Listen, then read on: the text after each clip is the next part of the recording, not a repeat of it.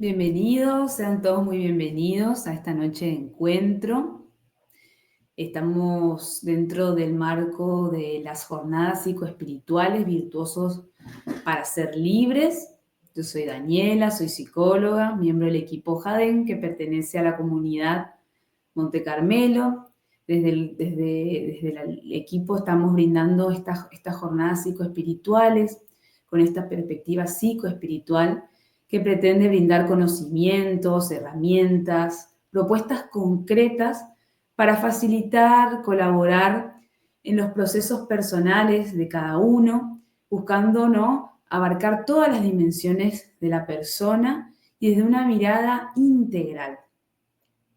En este ciclo de jornadas, Virtuosos para ser libres, nos venimos enfocando en la importancia del desarrollo, del cultivo de las virtudes para vivir mejor, para vivir más libres, más plenos, para vivir más como Dios quiere en definitiva, ¿no? Entonces, venimos desarrollando en cada jornada una virtud en particular y unas propuestas concretas para el desarrollo y el cultivo de cada virtud, lo que nos va a permitir crecer. Cada jornada y cada propuesta desde esta perspectiva de poder conocernos, mirarnos, aceptar nuestros condicionamientos, nuestros obstáculos particulares que tienen que ver, ¿no?, con nuestra historia de aprendizaje, con nuestras heridas, con nuestras tendencias, que muchas veces no las elegimos, en general no las elegimos. Entonces, a partir de este reconocimiento y esta aceptación, no solo quedarnos en esto de la frustración, de la lucha, la renuncia, la represión, sino también abrirnos a la posibilidad de tener una mirada de desarrollo, una mirada de poder decir, bueno, hay muchas cosas que no podemos elegir, que están en nuestro interior y en nuestra historia, pero sí hay muchas cosas en las que podemos comprometernos, muchas conductas y decisiones que podemos tomar en favor de lo que queremos cultivar y de lo que queremos que crezca en nuestra vida, para vivir mejor, para vivir más libre y para vivir más pleno. A mí me gusta mucho usar la metáfora o hacer una analogía de nuestro desarrollo interior, de nuestra vida interior con la de un jardín, ¿no? En el que uno, en todo jardín, ¿no?, hay flores que uno quiere tener, ¿no?, y plantas que uno quiere que crezcan, y a lo mejor hay otras que están sin que nadie nadie haya querido, como por ejemplo flores silvestres, ¿sí?, o algunas especies que crecen y embellecen el jardín y son un regalo. Y otras especies como los yuyos y otras especies que a veces entorpecen o creemos que entorpecen incluso el desarrollo o el crecimiento o la belleza de nuestro jardín, ¿no? Y con todo eso y con esa mirada poder, a lo largo de estas jornadas, asumir un compromiso que lo podamos llevar a lo concreto en nuestra vida particular en cuanto al desarrollo de las virtudes.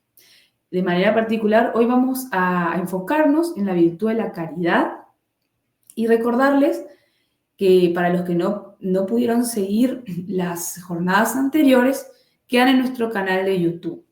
En el encuentro anterior nos enfocamos y trabajamos con Lili la virtud de la generosidad. Y hoy vamos a trabajar la virtud de la caridad. Para comenzar, les propongo invocar al Espíritu Santo. Te pedimos, Espíritu Santo, que vengas en este momento, que vengas sobre la realidad de cada uno de los que estamos participando, que vengas sobre nuestro día, sobre todo lo que dejamos para poder estar presentes en este momento. Te pedimos que vengas sobre nuestra mente, nuestras emociones, nuestro cuerpo,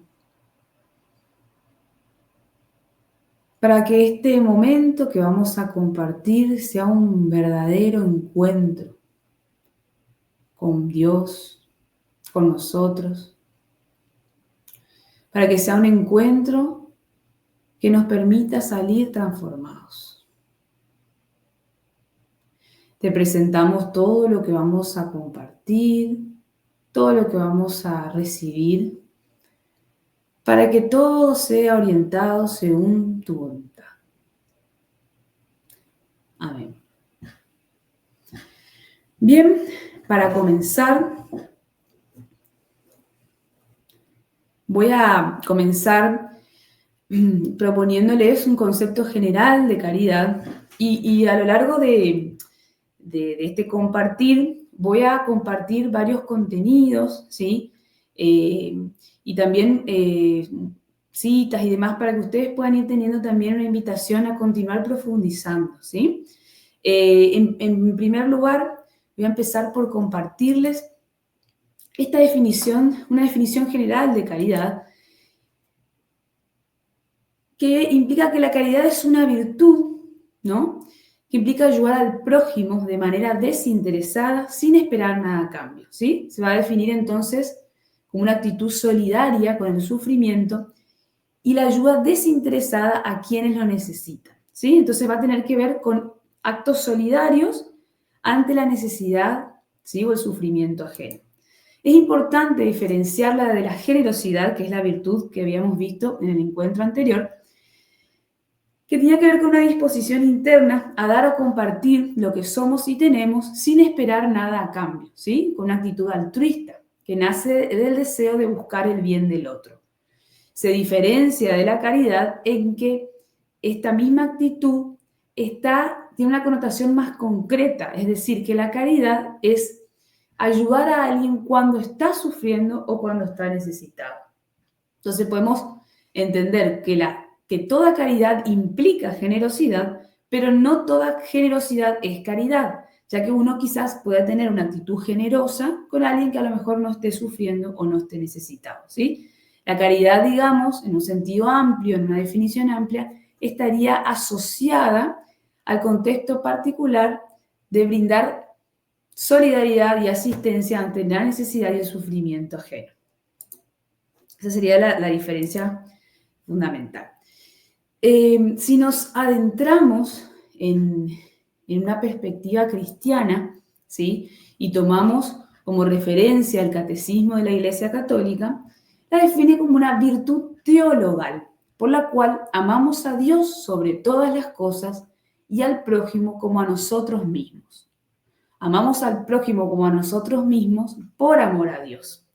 Es considerada la virtud reina del cristianismo, ¿sí? Núcleo de la enseñanza de Cristo y el fundamento de la vida cristiana. Implica el amor a Dios, por sobre todas las cosas, el amor al prójimo, no solo como un sentimiento, sino como una acción concreta de ayuda y servicio, y obras de misericordia, ¿sí? Que digamos que este amor a Dios y este amor al prójimo se vean reflejados en obras concretas, ¿sí? De misericordia. Para poder profundizar un poco y comprender, ¿no? Desde esta perspectiva cristiana lo que implica la caridad y la importancia que tiene para nuestro bienestar y nuestra plenitud, voy a tomar de manera sucinta, digamos, la clasificación de Santo Tomás de Aquino que hace de las virtudes, ¿sí? Para poder entender a qué nos referimos cuando nos referimos que es una virtud teologal. Santo Tomás de Aquino divide o clasifica las virtudes en tres grandes grupos. Las virtudes morales, voy a empezar por este extremo. Las virtudes morales son el conjunto de principios y valores con los que los seres humanos eligen regular su conducta, ya sea que provengan de una tradición religiosa o filosófica.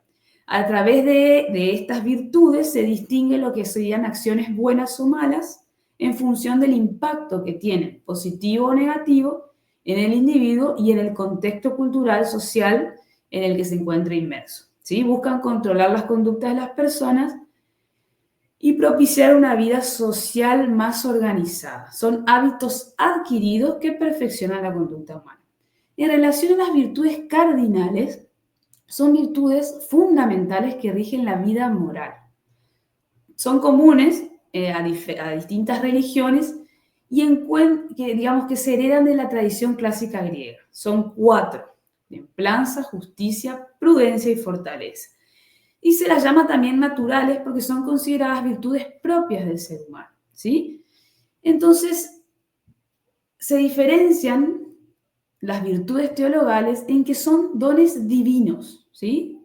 Son regalos divinos que orientan al ser humano hacia Dios.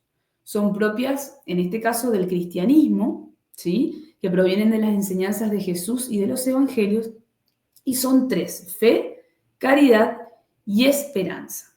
Se consideran virtudes provistas por Dios y su propósito es unirnos a Dios a través de la salvación y la gracia que proviene de Él. En estos 3 grandes grupos, ¿no es cierto?, podemos encontrar la caridad como virtud teologal. Es decir, que la caridad va a ser un don de Dios, un regalo de Dios, ¿sí?, que incluso es considerada la más elevada, ¿sí?, porque es aquella que nos une con Dios y nos une al prójimo con un amor auténtico. Es la amistad entre el hombre y Dios, va a decir Santo Tomás de Aquino. Es el amor en su sentido más profundo y trascendental. Se considera la esencia misma de Dios, ¿sí? Entonces, es un regalo, es un don que recibimos de Dios a partir del cual nos unimos a Él y a partir del cual amamos a los otros con un amor auténtico. Y cuando hablamos de un amor auténtico, nos referimos a amar incluso a quien no lo merece o amar incluso cuando no tenemos reciprocidad. Y en este sentido, se convierte, digamos, esta posibilidad o esto de amar a los otros, aun cuando no sea recíproco, se convierte en posibilidad, mejor dicho, cuando recibimos esa gracia a partir del Espíritu Santo. Es decir, que podemos amar de esa manera porque contamos con la caridad como un regalo de Dios, a través de la potencia del Espíritu Santo, ¿sí? En las filminas van a encontrar diferentes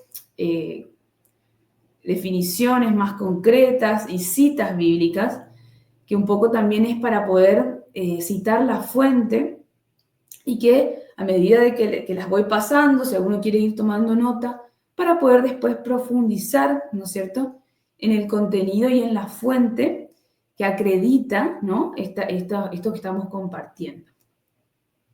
Y poder meditarlo también. Entonces, fíjense cómo la caridad se vuelve una virtud esencial, la virtud por la cual nos unimos a Dios y la virtud por la cual podemos amar a los otros con un amor verdadero.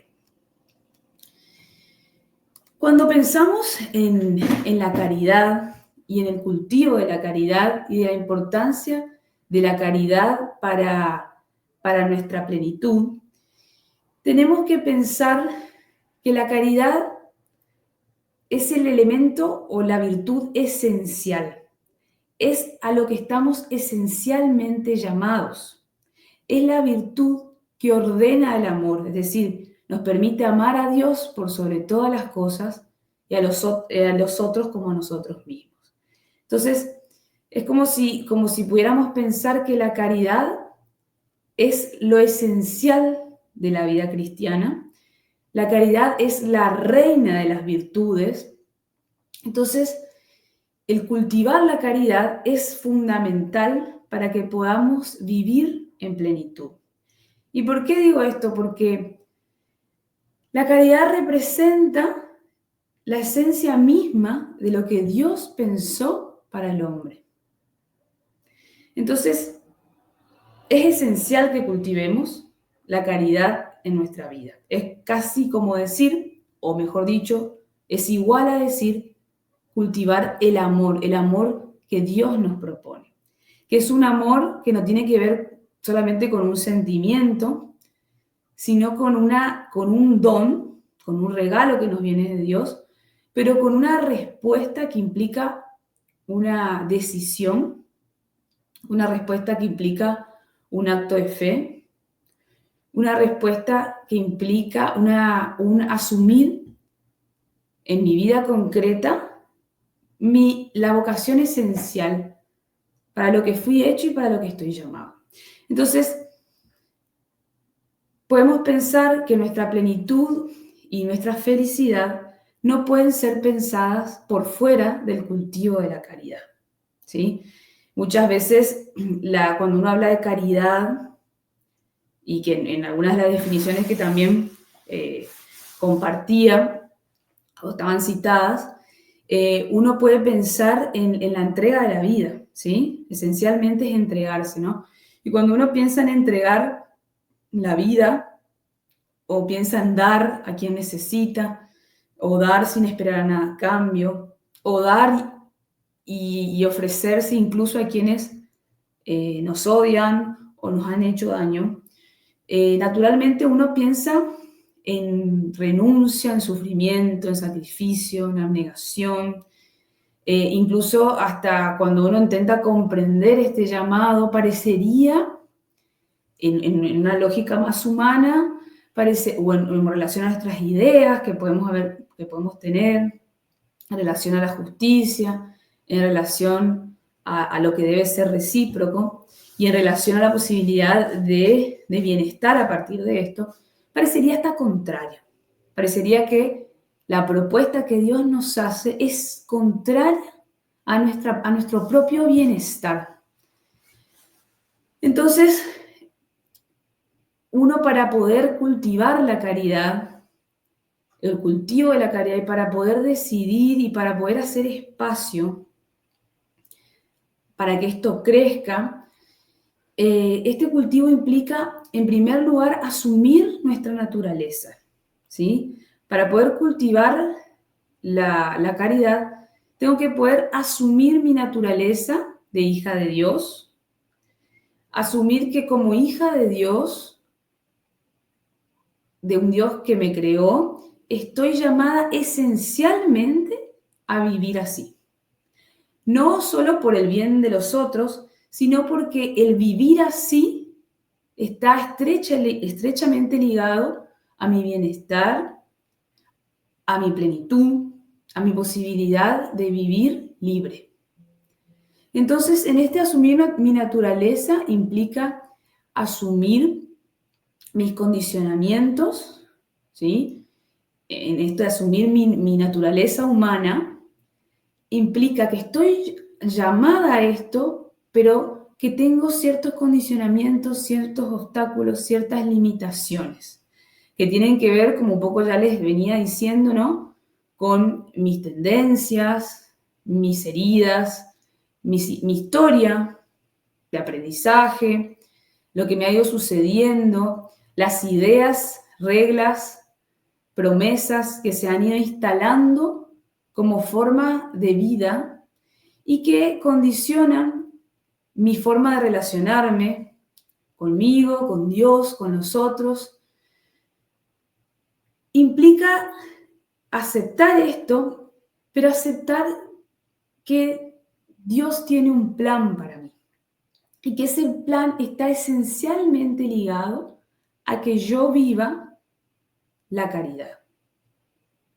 Entonces, cultivar la caridad va a tener que ver con aceptar que Dios propone para mi felicidad y para mi plenitud una lógica a lo mejor, o una propuesta, mejor dicho, que hasta puede llegar a parecerme contraria a mi lógica de cómo estar bien, de cómo cuidarme en mis relaciones, de cómo vivir sanamente. Entonces, si bien el plan de Dios es vivir la caridad, es camino y compromiso, o sea que también el cultivo de la caridad va a tener que ver con comprometerme de manera concreta en mi vida particular y a través de un discernimiento que tiene que venir necesariamente de mi relación con Dios para poder ir dando pasos concretos. Y en esto cuando yo pensaba y meditaba lo que íbamos a compartir, pensaba mucho en lo que conocemos de la relación de Jesús con los apóstoles, ¿no? Que le preguntaban cosas porque no entendían muy bien la propuesta que Jesús les hacía, siempre vinculadas a la caridad, al amor a los otros, a la entrega, al abandono en Dios, a la entrega a la propia vida, ¿no? Y fíjense cómo a lo largo de los evangelios uno puede ir viendo una serie de cuestionamientos y uno puede ir viendo como que los que lo seguían, según su lógica, no llegaban a comprender, ¿sí? Y necesitaban como alguna garantía para poder dar los pasos que Jesús iba proponiendo. Y fíjense que en las respuestas en general que uno puede ver en los evangelios y en la relación de Jesús con aquellos que seguían sus enseñanzas, siempre él respondía o con parábolas, o con propuestas, o con invitaciones, porque esto no es algo que uno lo pueda comprender, si bien el conocimiento y todo lo que vamos compartiendo nos va dando apertura, nos va permitiendo abrirnos, ¿no?, a la experiencia.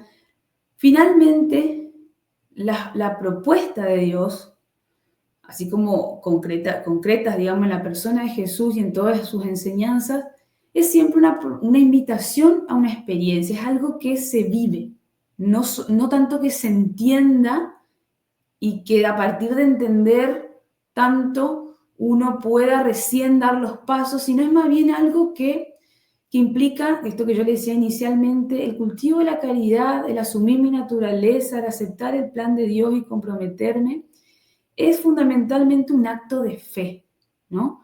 Un acto de fe que encuentra su garantía en esta experiencia de saberme amado, de sentirme amado, que es finalmente el regalo que Dios nos hace, el don de la caridad.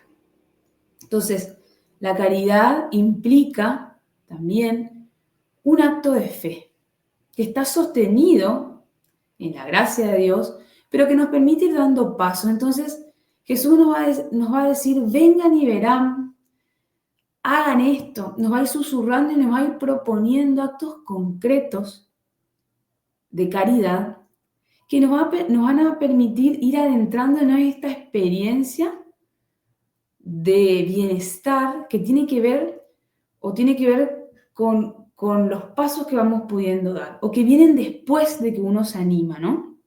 Entonces uno puede ver, por ejemplo, en la experiencia, bueno, de los apóstoles, pero también de los santos, ¿no? Por ejemplo, como para citar, ¿no es cierto?, en el Decálogo de San Juan de la Cruz, que él va a decir, para ir al todo, o sea, para encontrarlo todo, has de dejarlo todo. San Juan de la Cruz va a decir, todo dejé, todo encontré. Entonces uno puede pensar, ¿cómo si dejó todo? Si en una lógica, digamos, humana y si uno apela al sentido común, ¿cómo si dejé todo, encontré todo? Parecería que hasta incluso dejar todo es opuesto a encontrar todo. Entonces tiene que ver con esta lógica que Dios nos propone, que es una lógica para los valientes, para los que se animan a dar pasos aún sin comprenderlo tanto. Y es ahí donde uno va pudiendo experimentar, ¿sí?, esto de poder disfrutar. Yo agregué ahí en la lista de lo que implica el cultivo de la caridad, el disfrutar, ¿no? Porque cuando uno empieza a abandonarse en esta experiencia, que en definitiva es para la que fuimos creados, uno empieza a disfrutar, ¿sí?, de una manera distinta. Uno empieza a abrirse a experiencias de encuentro, a experiencias de vivir con mayor gratitud, con mayor alegría, con mayor libertad, que son experiencias que uno las puede vivir independientemente de los contextos, ¿sí?, o de las cosas que se consigan. Entonces uno puede ver, por ejemplo, en la experiencia de los santos o incluso de los apóstoles, situaciones o contextos muy difíciles, pero que lo vivían con gran alegría, por ejemplo, las persecuciones, ¿sí? O otros contextos, incluso en la vida de los santos uno puede ver experiencias, digamos que desde la humanidad pueden parecer muy hostiles, y que todas estas personas humanas podían experimentar alegría, podían experimentar libertad estando presos, alegría siendo perseguidos, gozo y confianza no teniendo nada, ¿sí? Son todas experiencias profundas de plenitud humana en contextos que parecerían totalmente contrarios. Es decir, que lo que Dios nos propone es poder ser plenos con una libertad y con una independientemente de los contextos, más allá de eso. ¿Sí? Es como si yo les dijera que esta perspectiva cristiana de la caridad sube la vara. ¿Sí? Fíjense que cuando arrancábamos este compartir y pensábamos en la caridad en un sentido más general, era esto acto solidario con alguien que necesita, ¿sí? Y fíjense que si uno puede observar o investigar sobre diferentes, desde la antropología, la psicología y otras ciencias que abordan, digamos, el estudio de la persona humana, uno puede ver algunas conclusiones, ¿sí? de estas ciencias que tienen un denominador común en que la felicidad del hombre, ¿sí? La salud o el bienestar están asociados, ¿sí? a la relación con los otros, al darse, al entregarse, por citar algunos ejemplos de algunos exponentes. Por ejemplo, desde la psicología, Freud va a decir que la salud de una persona y su bienestar está asociado a amar y trabajar, no necesariamente o únicamente al placer o a la satisfacción del placer. Aristóteles va a decir que tiene que ver con las virtudes y con el bien obrar, digamos, también vinculado a la relación con los otros. Entonces uno puede ver cómo esto del darse, de entregarse, del amor como una decisión, es algo que está implicado en el bienestar de los seres humanos. Pero esta perspectiva cristiana lo lleva, sube la vara, la lleva más arriba, por decirlo así, en un sentido aún más trascendente. La caridad, desde esta perspectiva, no va a ser solamente cuando sea recíproco, cuando sea conveniente, cuando nos genere alguna retribución, ¿sí? Sino que va a ser aún cuando nos odien, aún cuando nos rechacen, aún cuando sean en relaciones o circunstancias adversas. Entonces, y dice que lo que permite que el hombre pueda concretar esto en su vida es la gracia de Dios. Es este amor primero que recibimos de Dios y todos estos actos van a ser en respuesta a ese amor primero. Entonces, pensar en el cultivo de la caridad es pensar en animarnos con mucha valentía a empezar a dar pasos en los que la garantía sea esta experiencia inicial o primera del amor que Dios nos tiene. Para continuar, ¿sí? Es importante, cuando uno va a cultivar algo en la vida, también a veces es detectar, ¿sí? El opuesto, ¿no? Cuando estaríamos alejándonos de este cultivo, ¿no? Entonces, en este sentido, podemos entender que el antídoto digamos, el opuesto, perdón, de la caridad es la envidia, ¿sí? Entonces, la caridad, el cultivo de la caridad va a ser un antídoto contra la envidia. Entonces, mientras la caridad, ¿no? Como les decía inicialmente, va a ser el amor desinteresado que busca el bien del otro, ¿sí? La envidia va a ser la tristeza o el resentimiento por el bien ajeno. ¿Sí? Santo Tomás va a tomar la envidia como un pecado capital que corroe al alma, la entristece. Se lo toma como un pecado capital porque es raíz de otros pecados. Y lo capital radica en la capacidad de la envidia de alejarnos de Dios y también de los otros, digamos, ¿sí? Nos va alejando de Dios y por ende de los otros. Entonces, lo contrario, lo opuesto a la caridad, va a ser la envidia. Entonces, cuando aparece la envidia, lo que tenemos que cultivar fuertemente es la caridad. Entonces, también va a decir que la envidia, cuando aparece la envidia, es el indicador de la incapacidad de reconocer y agradecer los dones, que Dios nos ha otorgado a cada uno de manera única. ¿Sí? Entonces, Santo Tomás de Aquino lo tomamos como referente, pero digamos, la tradición cristiana, ¿sí?, va a tomar a la envidia como un pecado capital que se contrapone a la caridad y el cultivo de la caridad como antídoto para combatir de alguna manera, por llamarlo de alguna forma, la envidia. ¿Por qué es importante reconocer y distinguir la envidia? Porque es como si dijera separar el trigo de la cizaña, ¿no? La envidia, además de tomarla, o sea, como referencia, como pecado, es importante diferenciarla a la vez como una emoción humana natural, ¿sí? La envidia como emoción humana, ¿sí?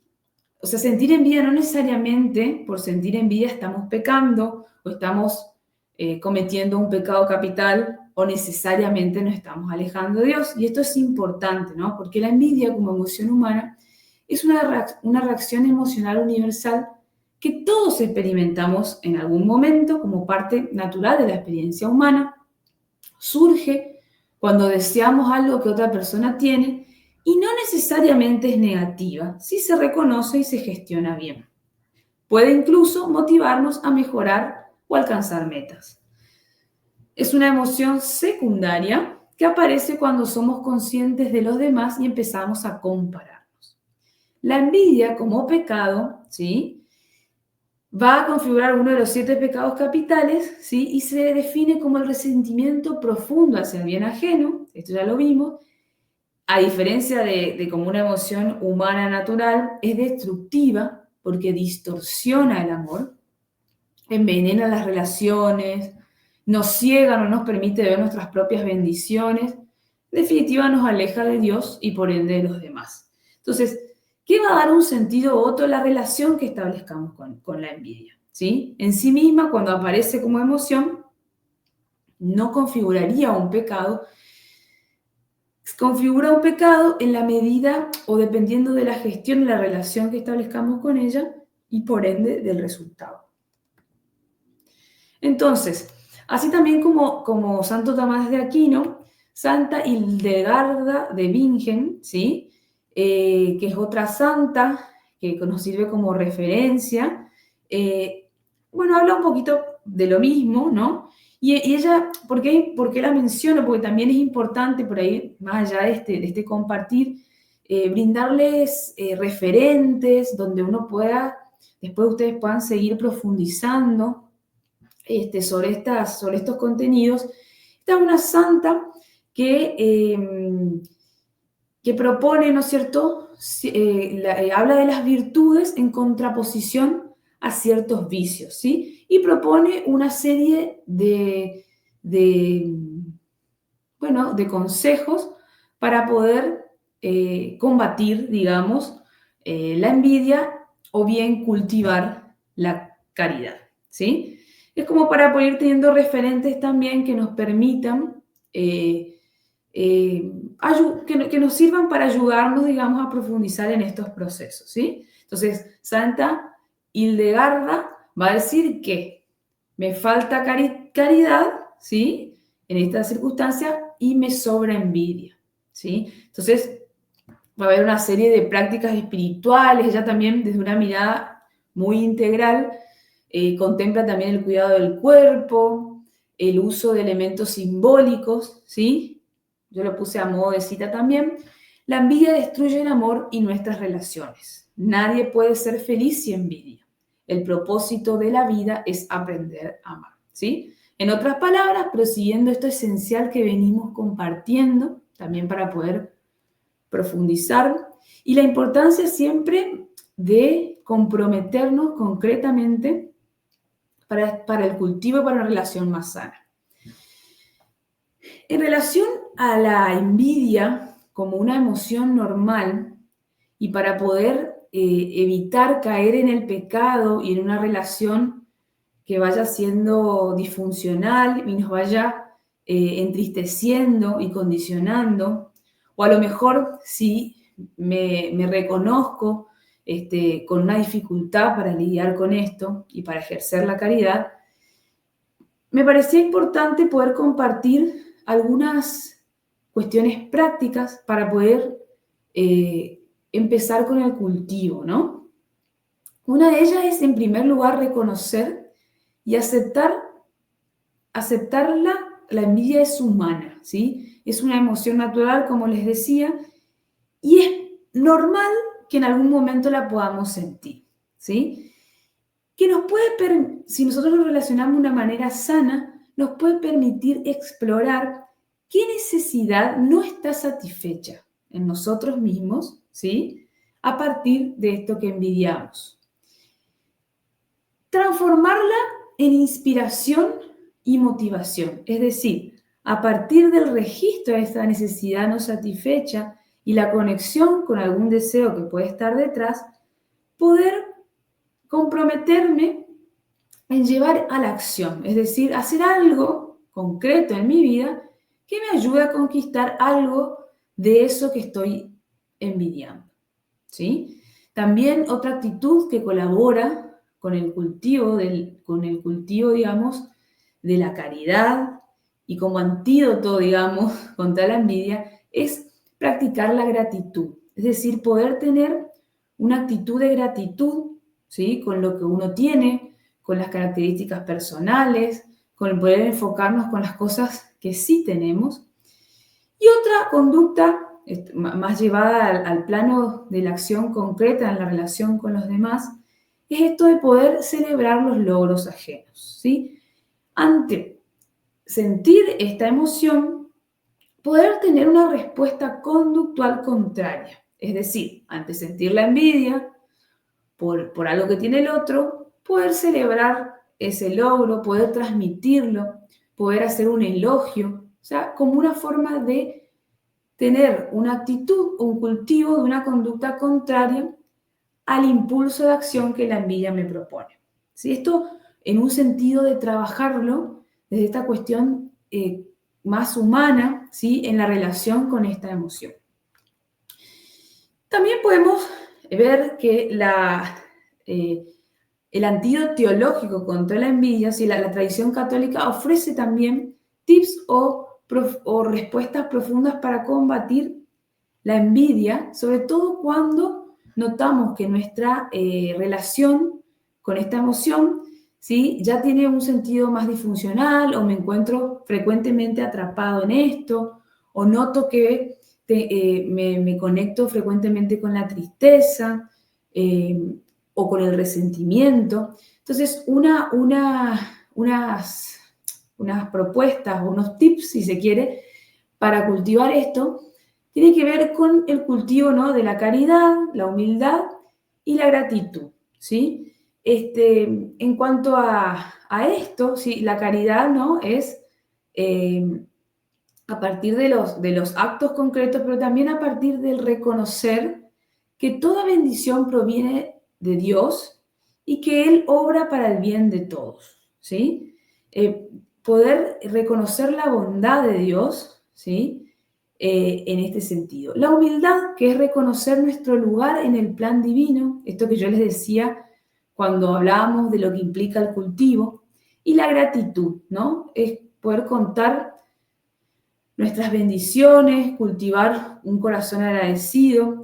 De manera concreta, esto lo podemos llevar a cabo, por ejemplo, a través de la meditación de algunos salmos, ¿sí?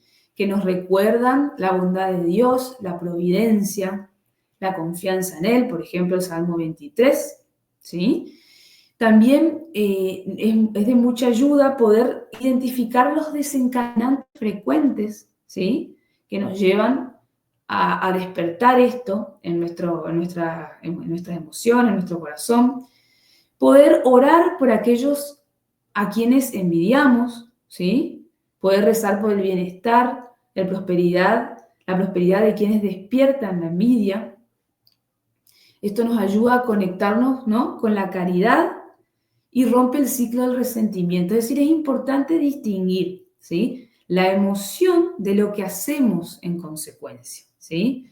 Que muchas veces tiene que ver, ¿no es cierto?, con conductas concretas, ¿sí?, en relación a los otros, pero a veces también tiene que ver con una relación interior que vamos gestando, ¿sí?, que a lo mejor no la actuamos, pero que nos van alejando de Dios, van sembrando la tristeza y nos van alejando de los otros, ¿sí? Entonces, por eso, a lo mejor la persona a quien envidiamos nunca se entera, pero nosotros estamos orando para romper este ciclo de resentimiento. Practicar alabanzas y reconocimientos, ¿sí? Esto puede ser, esto que yo les decía también hace un ratito, que tiene que ver con poder hacer elogios, reconocer a los otros, ¿sí? Tener pensamientos positivos, ¿sí? Ya es un acto de la voluntad, ¿sí? Aunque no llegue a ser una conducta visible, ¿sí? Y meditar en los dones únicos que Dios nos ha dado. Por ejemplo, puede ser hacer una lista de bendiciones y habilidades únicas, es decir, de conectar con los regalos que Dios me ha dado a mí y lo valioso que son, ¿sí? Que nos ayude a enfocar, a poner nuestra atención y a crecer en eso y no reforzar esta tendencia a lo mejor a la comparación, a buscar la falta, ¿sí? Lo que nos falta, lo que no tenemos y el otro sí, ¿sí? Entonces, todos estos consejos prácticos, ¿sí? Tanto desde lo que uno puede pensar desde la psicología o desde el entrenamiento, en esto de los hábitos de pensamiento y conductuales, y lo que nos propone, digamos, la tradición católica van muy de la mano, y no solo que van de la mano, sino que, como les decía, la propuesta se agranda porque hay propuestas concretas para conectarnos, para unirnos a Dios, recibir su gracia y por ende que esta gracia potencie o transforme en posible lo que para nosotros y para nuestras limitaciones humanas es imposible, ¿sí? Entonces, por ahí me parecía también importante no solo entender de qué se trata la caridad y entender a qué estamos llamados, ¿sí? Y la experiencia en la vida concreta, sino también poder compartir algunos consejos prácticos para poder entrenarnos, ¿sí? Entonces, si bien la caridad es un regalo de Dios, un don que nos viene de Él, ¿sí? Uno puede decidir comprometerse en actos concretos, voluntarios, que favorezcan el cultivo, ¿no? Es como que este cultivo también va a ir haciendo espacio para que la gracia, ¿sí? Hacerse espacio para que la gracia se derrame como un torrente y nos ayude a vivir más libres, menos condicionados, más alegres, ¿sí? Que son todas los frutos, ¿no?, del cultivo de la caridad que nos aleja de la envidia como opuesta, ¿no? Y para terminar, me parecía importante, me pareció importante compartir esto, ¿no? De que esta propuesta que Dios nos hace tiene que ver con la libertad, ¿no? Nos invita a dejar las cargas del resentimiento y la comparación para abrazar una vida de plenitud en Él. Sí, fíjense que lo que Dios nos va proponiendo tiene que ver con vivir más livianos, más libres, más conectados a los regalos que Él nos hace. Entonces, como yo les decía, ¿no? Cuando mencionaba esto de qué implica el cultivo de la caridad, poder detenernos, ¿no? en esto final que yo les decía, que también implica la posibilidad de disfrutar, la posibilidad de tener mayor bienestar. Y no es solamente que la propuesta de la caridad es una propuesta de renuncia en esta vida para alcanzar el cielo prometido, que si bien lo es, implica también ya participar y disfrutar y gozar del bienestar de ese cielo prometido ya en nuestra vida cotidiana, ya como fruto de vivir más enfocados, unidos a Dios, por ende amando más a los otros y disfrutando de los dones y regalos que de manera particular dispuso para cada uno de nosotros, de una manera particular, singular, distintiva en la vida de cada uno. Entonces, es una fuerte invitación a descansar de la carga y de la tristeza que nos implica la envidia o el estar apartados de esta caridad, para poder disfrutar de los regalos que Dios nos hace, de los regalos que este Dios bueno, providente, nos hace a cada uno de nosotros. Y poder, como yo les decía hace un rato, empezar a dar pasos concretos de caridad, pasos concretos, en definitiva, de amor, que seguramente Dios nos viene susurrando al corazón, a cada uno. Entonces poder pedirle a Dios en esta noche que nos permita ser valientes para aceptar sus pequeñas invitaciones, las invitaciones concretas que nos hace cada día, para ir creciendo en esta virtud, para ir cultivando este amor que Dios nos propone y para ir viviendo, en definitiva, más libres, más felices y más plenos. Así que bueno, para terminar, poder hacer una pequeña oración con esta cita que a mí me parecía linda compartir con ustedes. Los invito a cerrar un ratito los ojos para poder conectarnos con nuestro interior, con este momento. Y nos dice en esta noche nuestro buen Dios: vengan a mí todos los que están cansados y agobiados, y yo les daré descanso.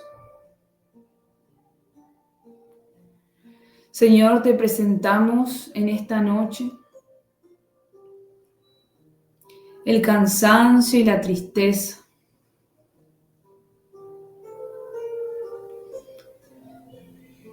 la dificultad muchas veces para disfrutar de nuestro día,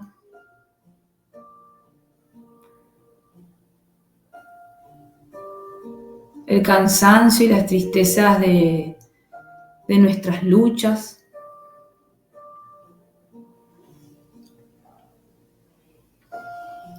Te presentamos de manera especial todo lo que creemos que nos falta.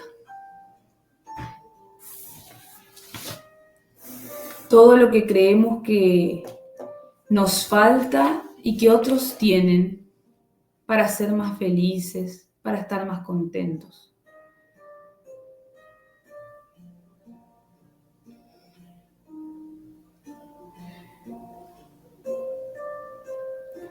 Te pedimos que nos regales en este tiempo una experiencia nueva de tu amor.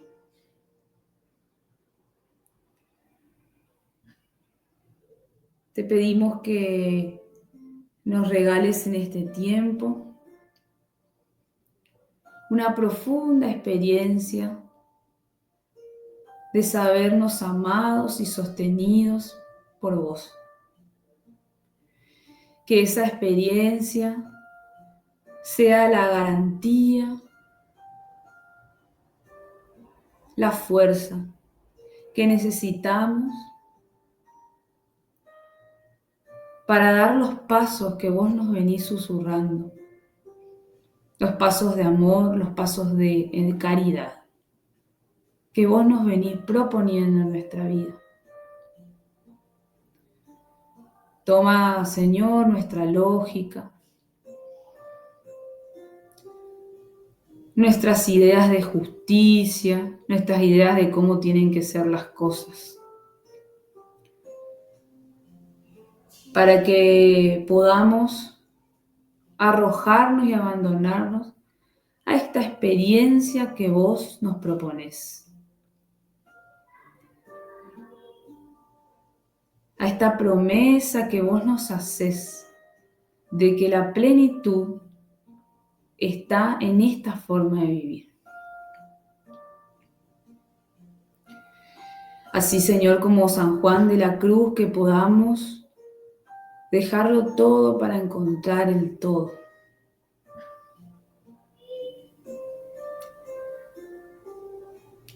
Y quizás cada uno de nosotros sepamos cuál es nuestro todo que hoy nos pedís que entreguemos.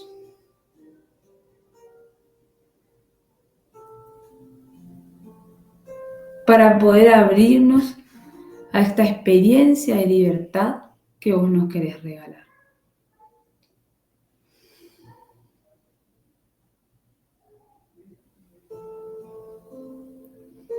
Te damos gracias por esta noche, por este compartir, por lo que vos estás haciendo y por lo que vas a hacer.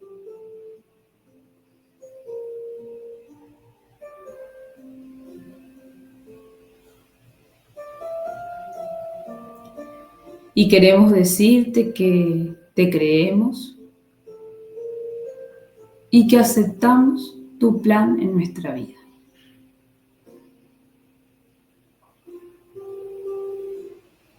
Amén.